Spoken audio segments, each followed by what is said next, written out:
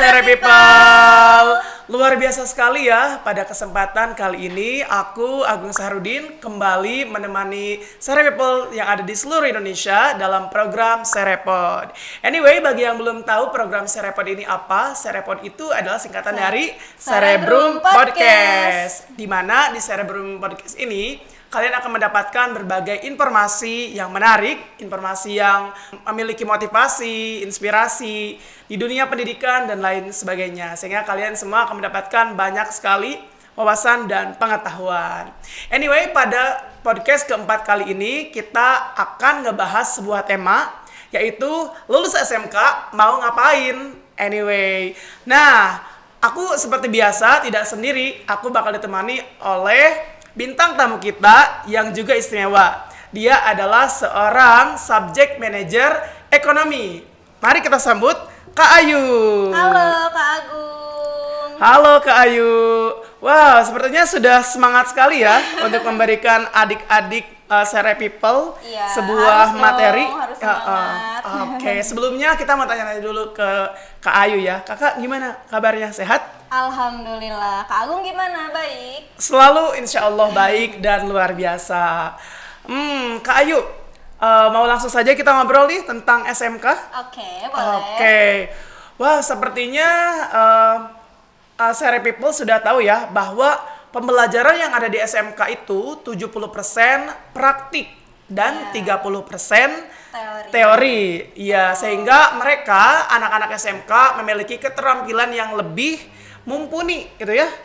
Oke, menurut Kakak Ayu sendiri setuju nggak sih dengan pernyataan tersebut? Nah, kalau aku secara pribadi nih setuju banget nih sama bahwa anak SMK itu lebih banyak prakteknya daripada teorinya. Karena apa? Karena sepengalaman aku pun gitu ya, di kelas itu memang lebih banyak prakteknya daripada teorinya. Nah, kemudian karena praktek itu dilihatnya dari apa sih? Nah, karena kita tuh dikasih jam pelajaran buat belajar yang memang lebih banyak prakteknya. Contohnya nih ya, waktu SMK itu udah lebih banyak 6 jam pelajaran dalam sehari itu dikasih hanya untuk produktif akuntansi aja kayak gitu. Nah, atau contoh lagi nih, teman aku nih, dia kan jurusannya otomotif. Otomatis dia mainan motor dong, ya kan?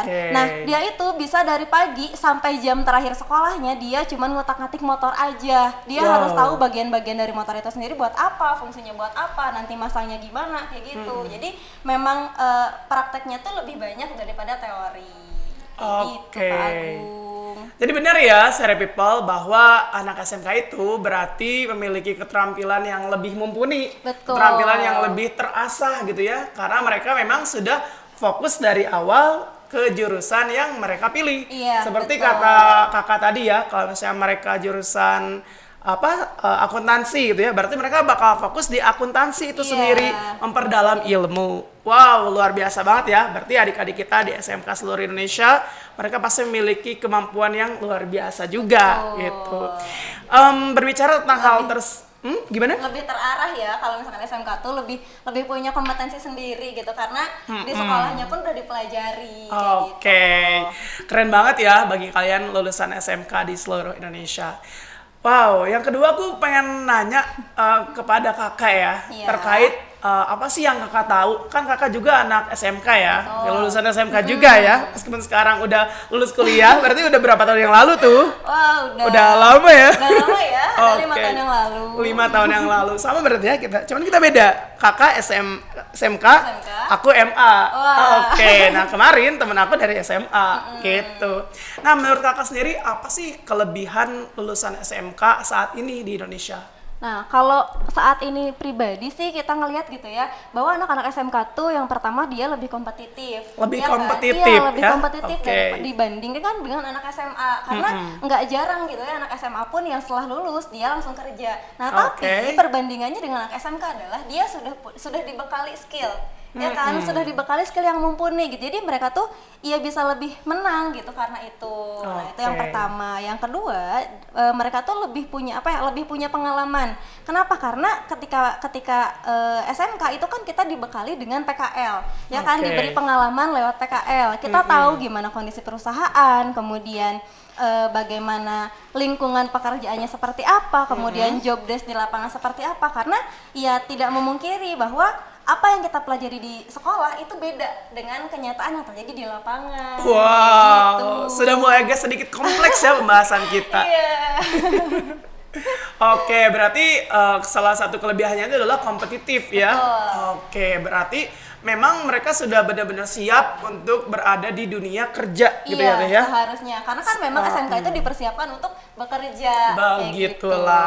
Oke, untuk itu bagi kalian nih anak-anak SMK di seluruh Indonesia, jangan pernah patah semangat gitu ya, buat harus mencari semangat banget gitu ya. Oke, selanjut ya kita ngebahas lagi soal soal SMK karena menarik banget ya. Ternyata aku sebagai lulusan MA ternyata beda banget gitu dengan SMK. Anyway, karena aku pernah mendengar nih SMK itu slogannya kan SMK bisa. Nah, aku boleh tahu nggak sih Teh, kira-kira apa sih arti dari slogan SMK bisa itu? Nah, SMK itu slogannya SMK bisa. Kira-kira bisa ngapain sih? Gitu bisa apa ya? Iya, bisa apa gitu ya. Nah, jadi sebenarnya slogan SMK bisa itu, dia itu bisa lebih bersaing. Ya, bersaing di masyarakat, kemudian bersaing di dunia kerja gitu ya. Bisa apa? Selain bekerja, kita juga dibekali keterampilan untuk berwirausaha. Jadi, buat teman-teman yang memang basically dia sudah punya keterampilan berwirausaha, dia tuh udah bisa gitu. Untuk menumbuhkan percaya dirinya bahwa dia tuh bisa untuk berwirausaha. Kayak gitu. Selain itu bisa dalam artian SMK ini dia tuh sudah menguasai, maksudnya tuh sudah punya pengalaman gitu ya, sedikitnya sudah menguasai bagaimana kondisi yang terjadi di dunia kerja, bagaimana kompleksitasnya, kemudian bagaimana masalahnya, kayak gitu, bagaimana kultur dan budaya orang-orang di lingkungan pekerjaannya, kayak gitu. Jadi kalau kata bahasa gaulnya one step closer ya. Nah, betul, one step closer dibandingkan dengan anak-anak MA ataupun SMA kayak gitu ya. Karena mungkin kalau di MA sama SMA itu kan jurusannya kan IPA, IPS, bahasa gitu ya. Kalau ini kan sudah, itu kan lebih banyaknya ke teori ya Teh ya, kakak ya. Nah, tapi kalau misalnya di SMK benar ke praktiknya itu luar biasa. Sesuai dengan pengalaman kakak sendiri dan pengetahuan kakak sendiri, apa sih yang kakak rasakan tentang kekurangan menjadi anak SMK? Kekurangan dari anak SMK. Duh, sedih ya kalau misalkan kita udah ngomongin kekurangan. Tapi jangan khawatir, kekurangan kan bisa dipoles dengan kelebihan ya. Betul sekali. Nah, jadi yang aku rasain ya, kekurangan anak SMK itu kadang-kadang dia itu tidak mendapatkan pekerjaan yang sesuai dengan basic pendidikannya. Oh, seperti gimana contohnya? Contohnya gini nih, kan banyak nih ya teman-teman aku yang lulus SMK. Nah, tapi SMK itu kan memang biasanya sudah bekerja sama nih sama satu lembaga atau satu perusahaan. Nah, tapi di perusahaan itu membutuhkan banyak yang di bagian operator produksi.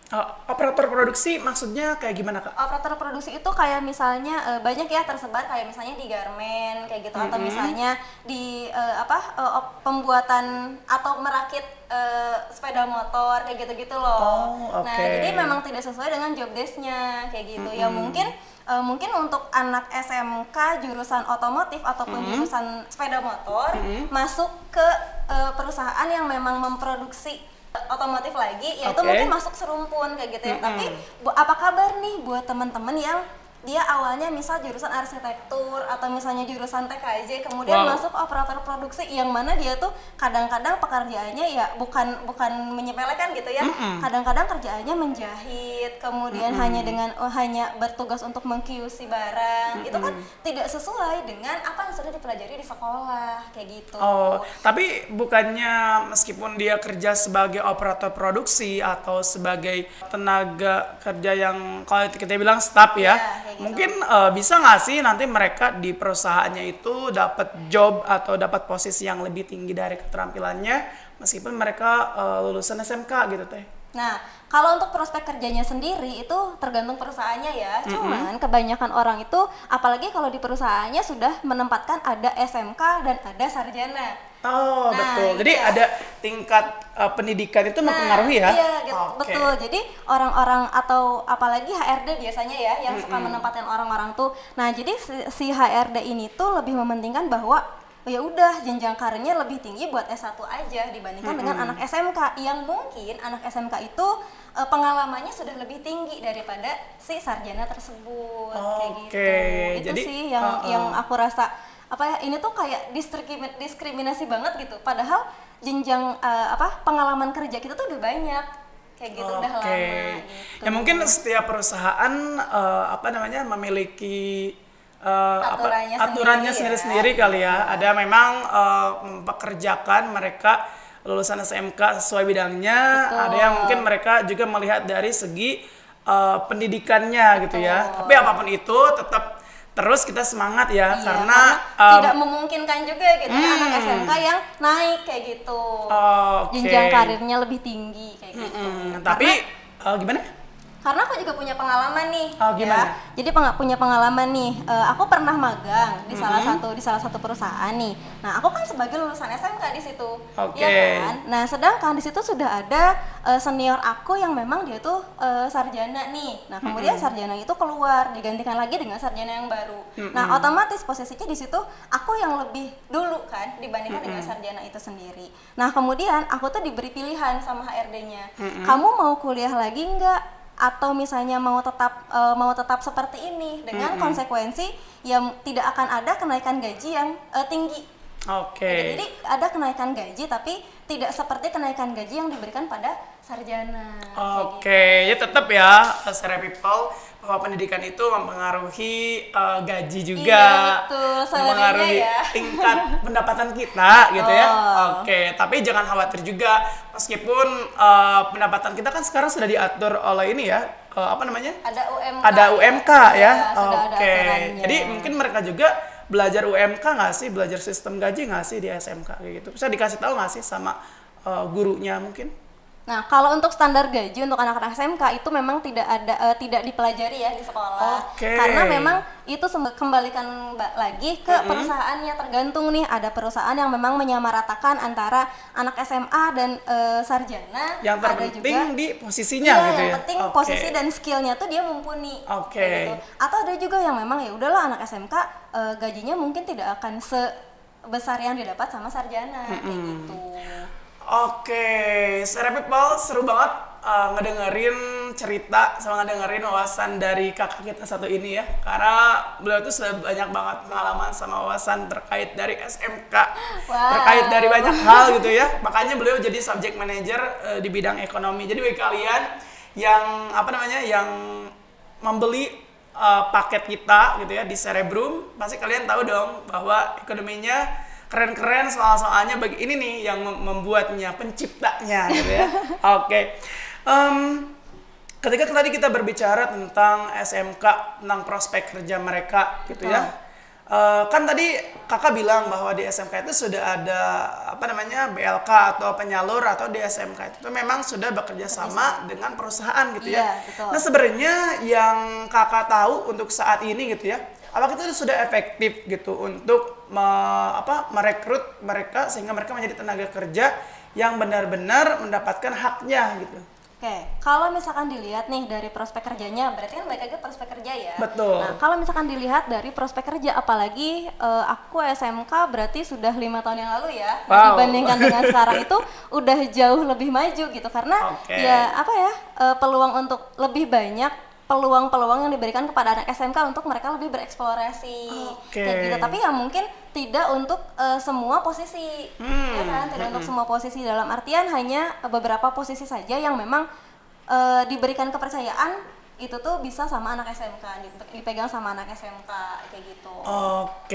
Wow. Aku masih penasaran dengan dengan kehidupan anak-anak SMK. Tadi kan kita berbicara nih tentang kehidupannya di SMK seperti apa.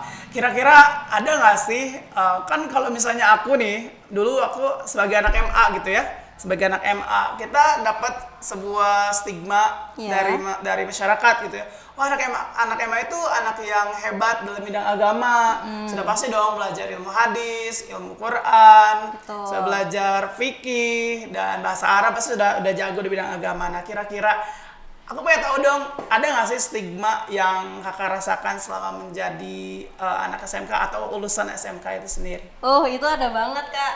Oke, jelasin dong satu-satu, boleh. Nah, stigma apa aja sih? Kayak yang pertama, anak SMK itu dipersiapkan untuk bekerja, ya kan, bukan untuk kuliah. Nah, maka banyak stigma yang berkembang di masyarakat bahwa anak-anak SMK itu nggak cocok lah kuliah. Nah, padahal faktanya ya anak SMK pun masih diberi kesempatan gitu buat yang mau melanjutkan kuliah ya silahkan, apalagi yang sudah sesuai gitu ya dengan basically dia di SMK kemudian melanjutkan lagi ke perguruan tinggi negeri kayak gitu. Karena kan sudah ada kesamarataan kan sekarang ya, mau dari SMA, SMK, MA, yang penting kamu memiliki kualitas, nggak sih teh, kualitas kamu bisa ngikuti tes kemampuan ya kamu deserve mendapatkan itu, ya kamu bakal mendapatkan posisi itu. Iya gitu. Ada peluangnya gitu ya, tidak menutup kemungkinan. Nah, kemudian untuk anak-anak SMK itu sendiri seringkali, terlebih buat anak-anak yang kuliah ya, nah seringkali dibilang kayak gini, kamu ngapain sih anak SMK kuliah, ngambil jatah anak SMA aja. Suka ada bercandaan yang kadang ini bercandaan menyakitkan ya. Tapi jangan terlalu dibawa baper sih ya, karena semua orang sudah memiliki jatahnya masing-masing gitu ya. Betul. Nah, karena aku pun ketika aku masuk kuliah kayak gitu, dibulinya tuh kayak gitu. Kamu ngapain, kan anak SMK, kan harusnya kerja bukan kuliah. Nah, kayak gitu. Kalau misalkan emang kamu mau kuliah, kenapa kamu harus masuk SMK? Nah, kayak gitu kan ya. Nah, tapi sebenarnya stigma itu tuh tergantung dari bagaimana orang memandang tentang SMK itu sendiri. Nah, ada orang yang emang ya udahlah saya masuk SMK dulu, tapi ketika nanti ada kesempatan saya akan kuliah. Atau ada juga orang-orang yang memang ya udahlah aku masuk SMK nih. Nah, tapi aku mau kuliah di jurusan A. Tapi aku nggak dapetin basic itu di SMA, ya udah aku masuk SMK aja yang sejurusan. Nah, ada orang-orang yang memang memilih seperti itu. Jadi tergantung dari stigma apa yang dipegang oleh masyarakat tentang SMK itu sendiri. Nah, tadi kan kita membicarakan tentang SMK yang memang prospeknya dunia kerja. Kalau sekarang nih, kira-kira kan sekarang lagi rame-ramenya startup, entrepreneur. Nah, kira-kira bagi kakak sendiri, menurut kakak ya, lulusan-lulusan SMK itu bisa nggak sih mereka berwirausaha sendiri ke depannya, dan kira-kira permulaan apa sih yang mereka harus bangun gitu untuk berwirausaha? Buat wirausaha ya, sebenarnya itu bisa banget gitu ya dijalankan oleh semua orang. Terlebih itu entah itu anak SMA, anak SMK ataupun mahasiswa sekalipun kayak gitu ya. Ini bisa banget sebenarnya gitu. Dengan cara apa? Karena berwirausaha itu biasanya berawal dari kebutuhan atau berawal dari kita tuh kepepet butuh apa kayak gitu ya. Berawal dari kebutuhan. Contohnya nih teman aku, dia sekarang udah berhasil buka jasa catering meskipun dia basically SMK bukan dari Tata Boga. Bukan dari Tata Boga. Biasanya ada jurusan jurusan terselubung nggak sih? Jurusannya apa, kerjanya apa, atau jurusannya apa gitu ya? Iya, bener banget gitu ya. Nah, dia tuh berangkat dari kebutuhan bahwa dia nggak pernah bisa makan kalau nggak punya sambal. Nggak bisa makan kalau nggak punya sambal. Kalau aku nggak bisa makan kalau nggak ada nasi. Kalau misalnya aku udah makan roti nih, 3 atau 4 makan, kalau nggak ada nasi ya kayak belum makan. Ya, itu orang Sunda banget ya. Gitu. Nah, jadi teman aku tuh dia anak SMK ya, berangkat dari kebutuhan itu kan, dari aduh aku bingung nih tiap makan harus bikin sambal, sedangkan kadang-kadang waktunya mepet gitu ya. Nah, dia berawal dari kebutuhan itu dia mengembangkanlah menjadi sebuah ide usaha. Dia entah itu jualan sambal gitu, yang awalnya dia suka pengen banget sambal cumi tapi nggak ada yang jualan, dia bikin sambal cumi. Aku suka sambal cumi. Nah, selain itu ya banyak lagi kreasi-kreasinya, kayak misalnya bikin sambal bawang, bikin sambal matah gitu ya, biar orang-orang ketika beli dia bisa langsung makan kayak gitu, atau bikin cemilan-cemilan juga kayak gitu. Jadi yang awalnya berangkat dari kebutuhan dia bisa jadi menghasilkan peluang usaha gitu, peluang berpenghasilan dari ya masalah itu sendiri kayak gitu. Jadi panjang banget ya, banget bahasan kita tentang SMK. Jadi ternyata SMK itu memang benar-benar luar biasa ya sebenarnya ya. Mereka memiliki prospek masing-masing. Betul. Oke, selanjutnya nih kayaknya kita kurang lengkap kalau tidak ngebahas tentang SMK apa namanya peluang anak-anak SMK atau lulusan-lulusan SMK untuk masuk ke perguruan tinggi negeri. Oke. Gimana sih peluangnya menurut kakak? Oke, masuk ke perguruan tinggi ya. Oke, berbicara tadi pun udah kita bahas gitu bahwa peluang anak SMK untuk masuk kuliah itu kayak disepelekan banget nggak sih? Itu dipandang remeh gitu sama orang-orang. Okay. Nah, tapi secara data survei yang sudah dilakukan oleh Halo Kampus terhadap 1.931 orang mahasiswa, itu hanya 27-nya aja nih yang berasal dari SMK. Oke. Artinya apa? Artinya hanya 1% nggak sih? Oke. Iya, hanya 1% untuk kuota SNMPTN. Wow. Nah, yang itu kan di mana SNMPTN itu dinilainya dari nilai raport. Raport kan? ya. Iya, itu tuh hanya 1%. Berarti harus pinter banget ya. Kalau misalnya dari SMK harus pinter banget, harus juara banget, baru bisa masuk ya ke PTN lewat SNMPTN. Wow, luar biasa sekali. Yang 1% itu tuh bisa kita maksimalkan gitu ya, kita maksimalkan dengan cara apa? Dengan cara yang tadi udah jelas nih, kalau berprestasi harus ya, karena harus kalau misalkan nilai rapotnya jelek ya gimana dia bisa masuk gitu ya. Nah, yang kedua itu dilihat dari pemilihan jurusan. Nah, kalau misalnya dia udah dari SMK itu jurusan A nih, misalnya jurusan TKJ atau jurusan apa? teknik komputer dan jaringan. Oke. Nah, atau misalnya jurusan rekayasa perangkat lunak. Oke. Nah, itu kan masih serumpun ya. Kira-kira ada nggak sih di jurusan kuliahnya TKJ atau FPL? Nggak ada. Nah, tapi sebagai alternatif yang masih serumpun dia itu bisa masuk ke jurusan teknik informatika. Oke. Gitu. Nah, jadi kalau misalkan anak SMK mungkin ada beberapa yang keterima nih melalui jalur SNMPTN itu bisa dimaksimalkan dengan memilih jurusan yang serumpun. Oke. Nah, ada juga nih alasan kenapa sih anak SMK itu dikasih kuotanya sedikit buat SNMPTN. Nah, karena nilai raport itu kan nilai raport antara pelajaran SMK dan SMA itu tidak bisa digeneralisasikan nggak sih? Oke. Karena kan di SMK itu kita nggak belajar tentang ekonomi, nggak belajar fisika, nggak belajar geografinya, nggak belajar sejarahnya, iya kan? Sedangkan ketika SNMPTN yang dinilai ya mata pelajaran yang umum. Nah, jadi karena tidak bisa digeneralisasikan inilah makanya kenapa kuota untuk anak SMK di SNMPTN itu sangat sedikit sebenarnya. Kayak gitu. Sebenarnya aku mau nanya itu sih, kenapa sedikit kuotanya? Tapi udah kejawab duluan. Emang pinter banget ya, kakak yang satu ini tuh udah bisa nebak apa yang ada di pikiran aku gitu ya. Oh my gosh, keren banget ya Tete. Anyway, terus bagaimana dong kira-kira mereka harus survive atau harus struggle buat dapat PTN impian? Apakah mereka memang kalau misalnya ikut SNMPTN harus tahu tips dan triknya? Misalnya jangan sampai mereka dari TKJ ternyata masuknya ke HI atau kedokteran gitu. Apakah memang harus benar-benar serumpun mereka itu nanti biar mereka peluangnya diterima lebih besar? Jadi untuk anak-anak SMK sebenarnya peluang di SNMPTN itu kan harus serumpun ya. Nah, tapi kalau misalkan di SBMPTN sebenarnya untuk siswa SMK itu sendiri itu bisa bisa lebih diberikan kursi yang lebih banyak gitu. Dengan catatan mereka itu yang pertama harus belajar lebih luas nggak sih? Karena ya tadi ekonominya nggak belajar, sosiologinya nggak belajar, sejarahnya nggak belajar.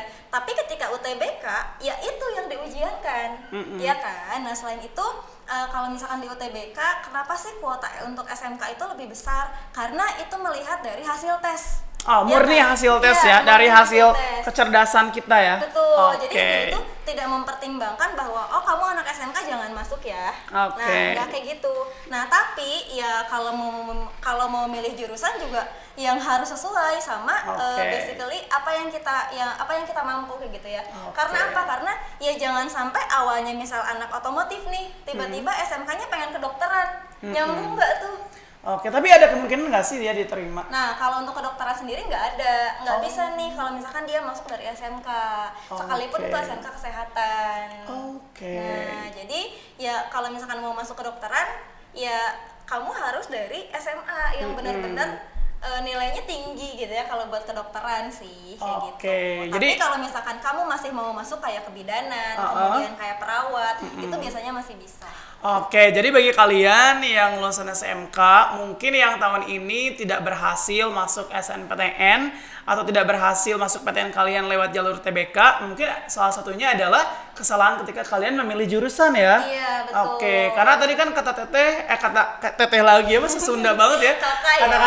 Kakak kan tadi anak SMK itu harus sesuai, harus sejalur gitu ya. Betul. Agar peluangnya lebih besar diterima. Jadi bagi kalian nanti tahun depan harus lebih hati-hati lagi, harus lebih punya triknya gitu ya agar mendapatkan posisi yang diinginkan. Nah, jadi tips buat anak-anak SMA, buat anak SMK nih. Udah dikasih tips, guys. Ternyata keren banget. Aku mau nanya ini loh sebenarnya. Gimana dong tipsnya? Tips buat anak SMK nih yang mau lolos ke perguruan tinggi, itu yang pertama kalian harus banyak belajar. Jadi semangat ya belajarnya, nggak boleh putus gitu meskipun ya jangan ngeluh duluan, jangan pesimis duluan gitu. Kayaknya aku nggak akan bisa masuk deh kalau ke perguruan tinggi karena kan ya pelajarannya tuh susah banget gitu. Nah kalian tuh nggak boleh gitu ya, nggak boleh stuck karena kalian ngerasa sulit. Selama kalian belum memulai itu semua. Itu yang pertama. Yang kedua, di sini pun kalian juga harus pintar-pintar milih jurusan nih yang sesuai sama kemampuan kalian. Contohnya nih, misalnya aku di sekolah biasa-biasa aja, SMK-nya biasa-biasa aja, tiba-tiba pengen HI Unpad.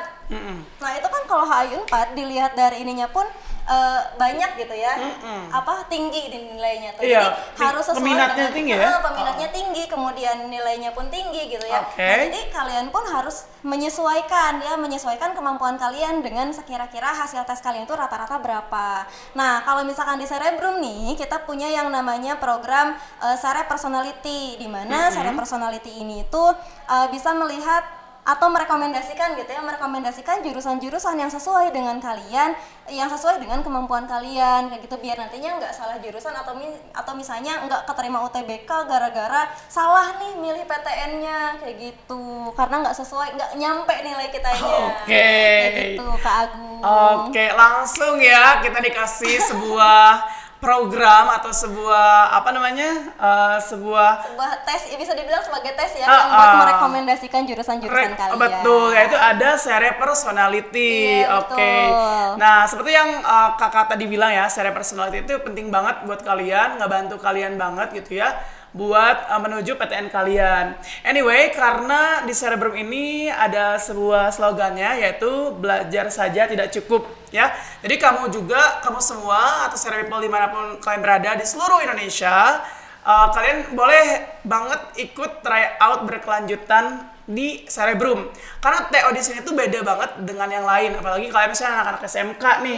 Ya memang harus misalnya ikut SBMPTN atau UTBK, harus belajar dari awal lagi gitu ya. Berarti kalian harus harus mempersiapkan diri tryout sebanyak-banyaknya. Dan di tryout kita tuh beda banget dengan yang lain karena di tryout kita tuh bisa lebih kalau misalkan sering latihan soal tuh bisa melatih dan paham gitu ya pola soalnya itu seperti apa kayak gitu, sesulit apapun soal yang kalian hadapi. Betul. Gitu. Karena sudah terlatih ya, sering ujian, sering tryout kayak gitu. Karena bisa paham gitu ya, bisa paham dan mendalam mengenai satu materi itu sendiri. Betul. Gitu. Karena tryout berkelanjutan itu akan membuat kalian lebih terlatih di dalam hal apa aja sih.